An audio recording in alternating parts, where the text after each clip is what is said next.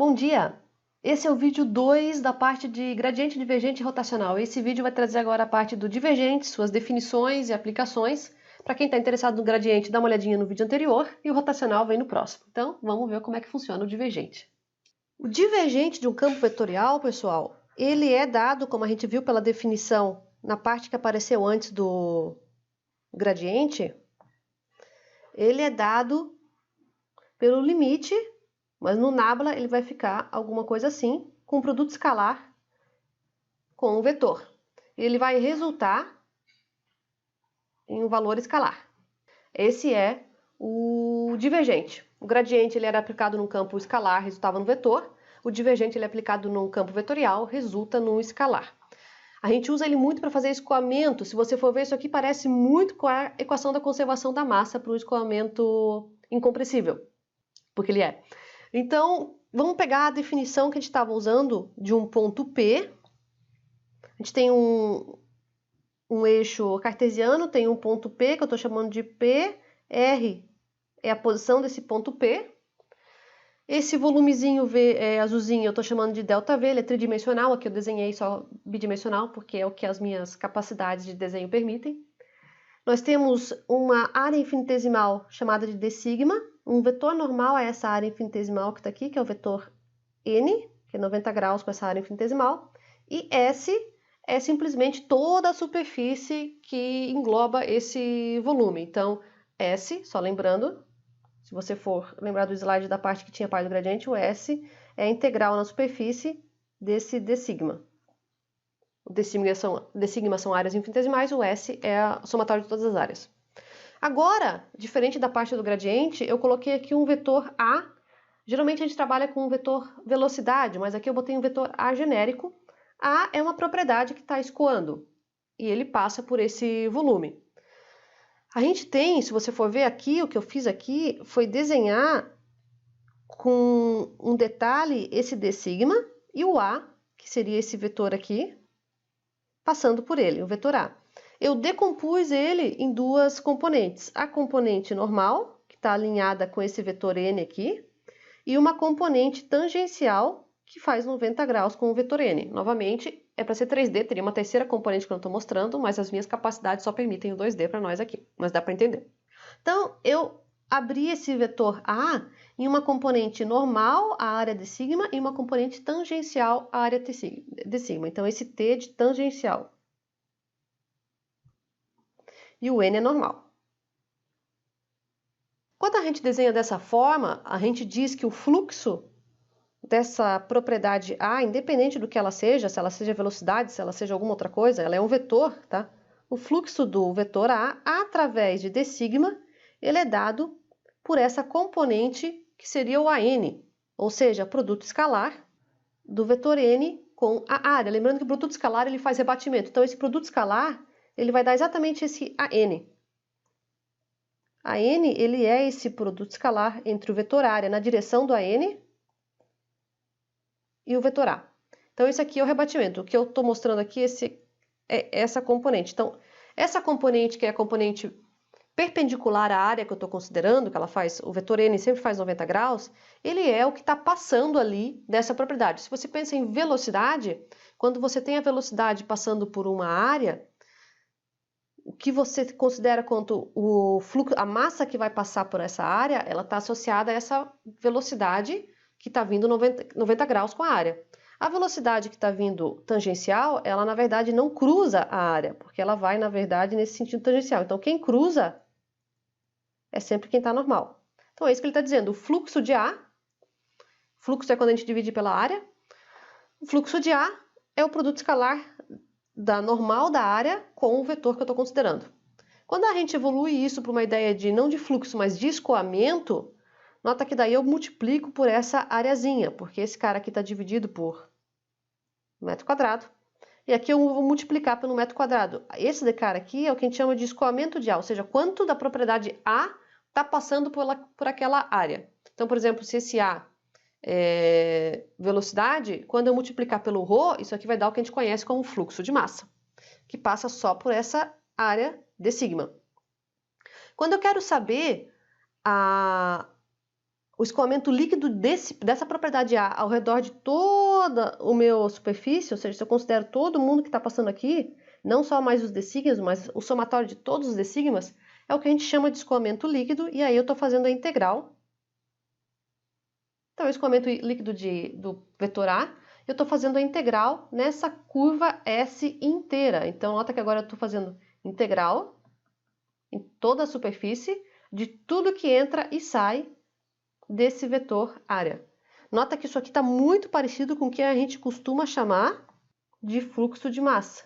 Se você for lembrar o que a gente chama de m ponto, que é quilogramas por segundo, é integral na área de ρ, vetor velocidade, área. É como se esse meu A fosse esse vetor velocidade. Só que daí eu tive que adicionar o ρ. Então, nota que realmente, e o m ponto a gente conhece por escoamento líquido, tudo que entra e tudo que sai. A gente pode fazer isso para qualquer propriedade A. A gente só é mais acostumado a fazer com a propriedade A quando ela é velocidade. Tá? Então, a gente diz que o divergente está sempre associado com essa ideia de escoamento líquido daquela propriedade. Não precisa ser fluxo de massa, tá? É o escoamento da propriedade. Então, o divergente de A em um ponto P qualquer é um valor escalar, porque nota que isso daqui vai dar um valor escalar, não vai dar mais um campo vetorial, vai dar um valor escalar, que fornece o escoamento líquido dessa propriedade A por unidade de volume no ponto P. Isso que é o divergente. Então, lembra que o gradiente, ele era quando você tinha a ideia física do gradiente, ele é a taxa de variação daquele campo escalar nas direções. O divergente, a ideia física dele é que ele é o escoamento líquido do campo vetorial por volume que você tem em um volume que você está analisando. Então, aquele divergente de A, que era aquele limite, que a gente viu na parte que veio do gradiente, na material do vídeo anterior, a gente trata ele como esse nabla, produto escalar do vetor, e quando eu abro ele, é esse cara aqui que eu trabalho. Então, nós vamos abrir ele para ver como é que ele fica, mas nota que esse daqui é o que eu estou chamando de meu nabla. Lembra que eu estou simplificando, porque o nabla, na verdade, ele é EI dxi, é assim que a gente escreve. Essa versão que está aparecendo aqui é a versão que geralmente aparece nos materiais. A gente adiciona esse i na derivada ali, já assumindo que tem essa derivada por xi. Se não sabe o que eu estou falando, volta no vídeo anterior da parte do gradiente que eu explico esse detalhe aí. Está aqui o produto escalar e aqui está o nosso vetor A. Nota que eu abri tudo em notação inicial, escolhi o i para o nabla e o j para o vetor, porque eles têm que ser diferentes. Vamos abrir esse cara aqui para ver como é que ele fica matematicamente. Então, a gente está aqui com o nosso divergente. Esse aqui é a mesma coisa que estava ali no anterior. Vamos mudar de cor, que esse vermelho é muito chamativo. Vamos roxo, roxo é bonito. Vou abrir ele para ver como é que fica isso aqui, porque vocês vão ver que isso aqui vai ficar a conservação da massa para um escoamento incompressível, quando a gente trabalha nesse formato. Então, o que eu tenho aqui é esse cara aqui. Vou abrir isso em indicial. Então, isso aqui vai ficar igual.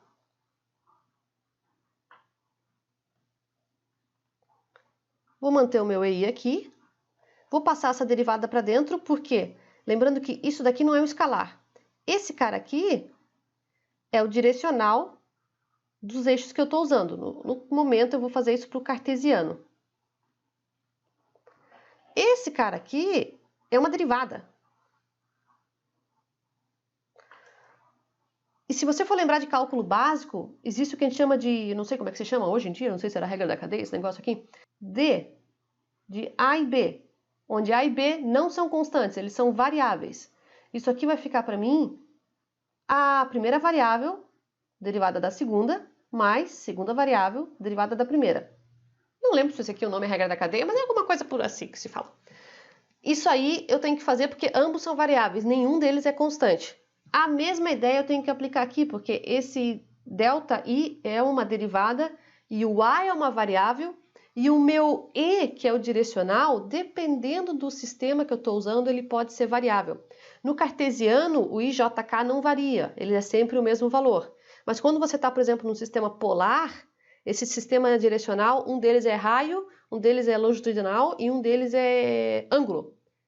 Esses caras variam. Então, eu vou fazer aqui para o cartesiano E mais para frente, nesse material, quando a gente chegar, sei lá, em uma aula 50.000 aqui, a gente vai ver como é que a gente faz para o sistema polar. Então, tecnicamente, eu tenho que aplicar essa mesma regrinha para cá. Então é isso que eu vou fazer. Mantive o meu produto escalar desse lado, o EJ, derivada do AJ, esse é o primeiro, mais o AJ, derivada de I, do IJ. São esses dois termos que eu tenho que aplicar o produto escalar. Porém, e aí agora que eu vou chamar atenção aqui para isso que eu já falei antes, importante, para o sistema cartesiano, que é o que eu estou fazendo, EI ou EJ é fixo. Ele não varia. Quando eu aplico isso aqui para um sistema cartesiano e apenas para um sistema cartesiano,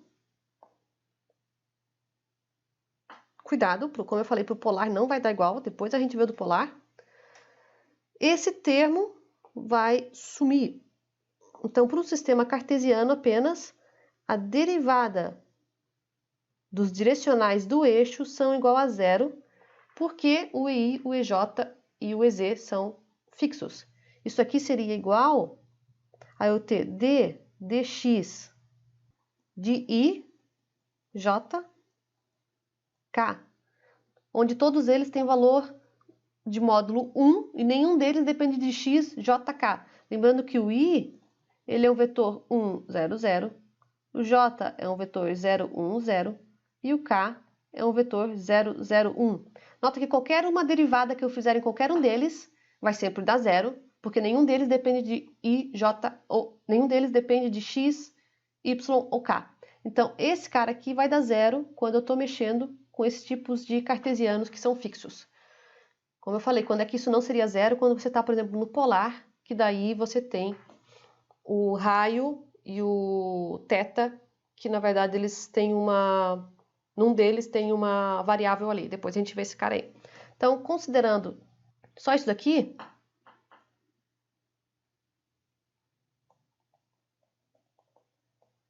aqui vai ficar igual para mim. O EI se mantém, o produto escalar está ali e só fica o primeiro termo. O outro é zero. Então, esse cara aqui vai zerar para o cartesiano.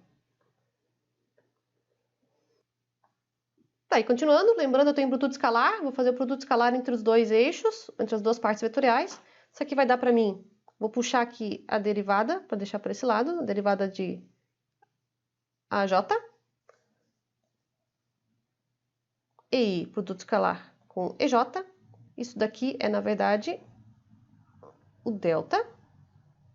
Então, isso aqui vai dar para nós DI AJ, delta de IJ, contração, DI AI.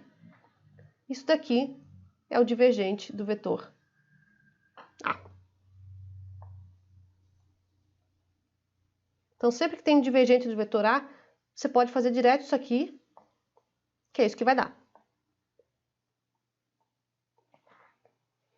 Nota que isso daqui, só por curiosidade, isso aqui é exatamente igual ao que nós temos essa equação aqui, quando isso aqui é velocidade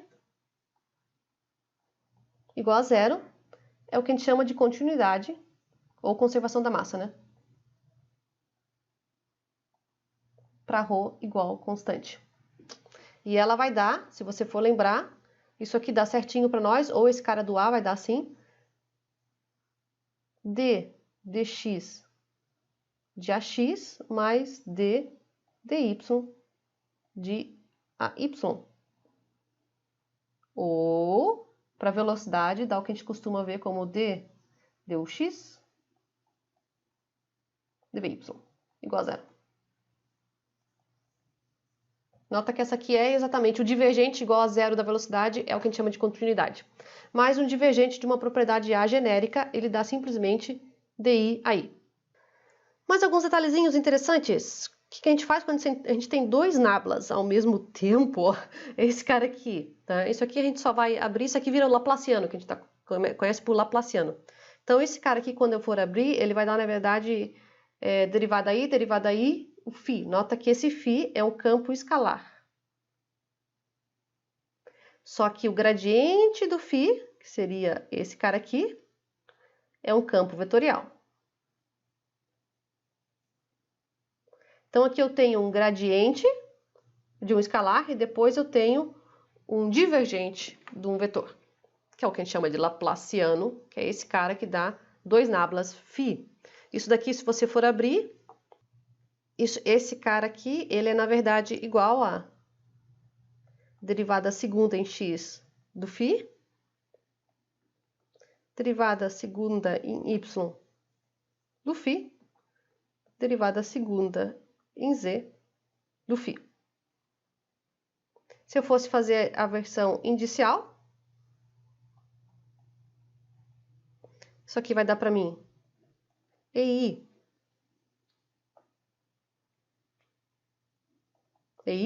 esse é o primeiro nabla, produto escalar EJ, DJ, esse é o segundo nabla, e o φ.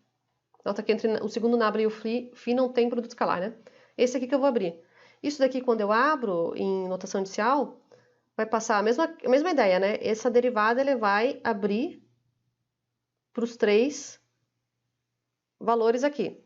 Só que a derivada com relação a EJ vai ser 0, porque esse aqui eu estou considerando o sistema cartesiano, não o polar.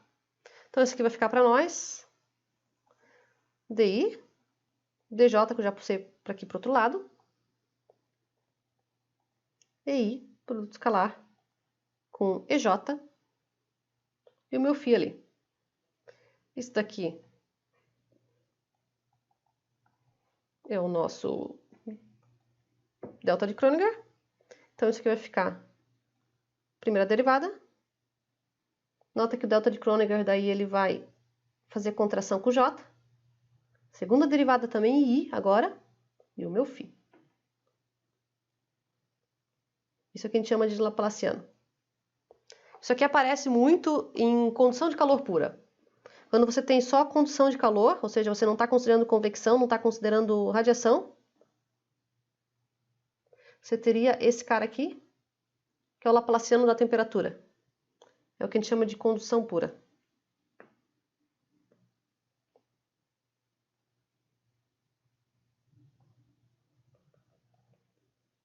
É a equação de calor para condução pura. É assim que a gente trabalha com o divergente. O que está faltando agora é o rotacional, só que para o rotacional a gente precisa entender o que seria o que a gente chama de circulação. Então, vamos dar uma olhadinha disso aí na próxima sequência.